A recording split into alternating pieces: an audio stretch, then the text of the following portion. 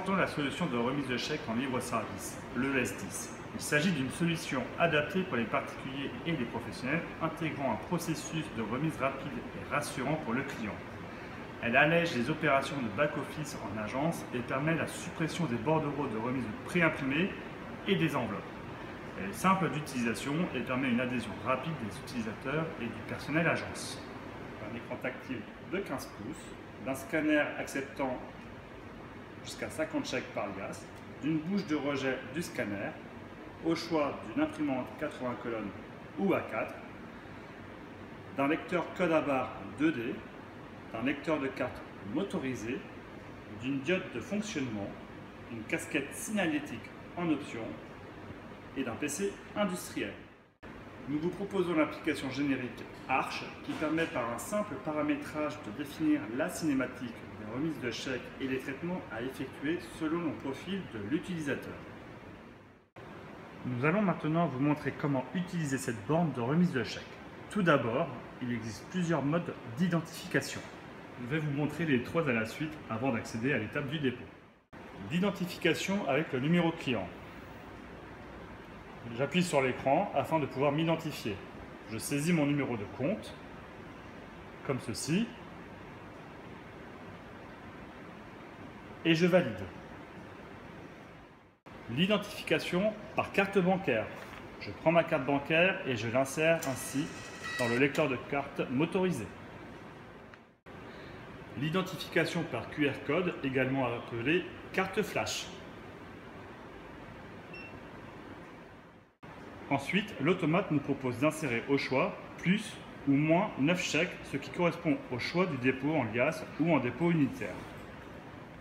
Nous commençons par le dépôt unitaire. En mode unitaire, le S10 analyse puis vous présente chaque image du chèque et vous demande de confirmer le montant détecté sur le chèque. Il vous suffit de confirmer ou d'infirmer tout en sachant qu'un écart donnera lieu à vérification en back-office.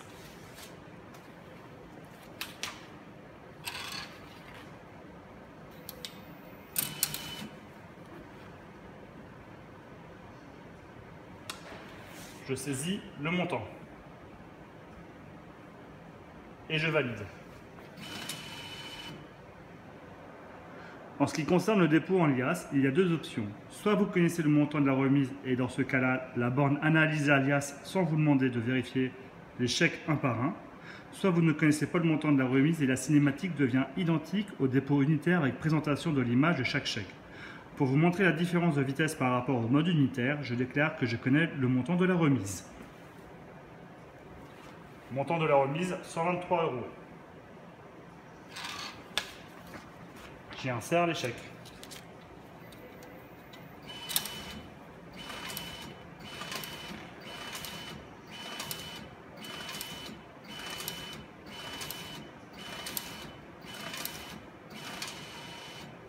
Et je termine mon opération.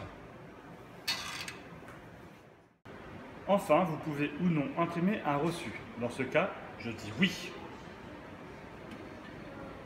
Les indications présentes sur le ticket dépendent du type de dépôt. Nous accompagnerons chaque cas d'un exemple. Dans le cas d'un dépôt unitaire, une image du chèque figure sur le ticket avec le montant de celui-ci, la localisation de la banque, la référence du chèque et le numéro du compte sur lequel il est déposé. Dans le cas d'un dépôt en liasse dont on connaît le montant, il est indiqué sur le ticket la référence de chaque chèque, le nom de la banque correspondant au chèque, le montant déclaré par vos soins et le compte sur lequel le dépôt est effectué. Dans le cas d'un dépôt en liasse dont on ne connaît pas le montant, les références, les noms des banques et le montant des chèques figurent sur le ticket, sans oublier le numéro du compte sur lequel le dépôt est réalisé. Ceci clôt la démonstration. N'hésitez pas à contacter Moneyline si vous avez des questions. Merci.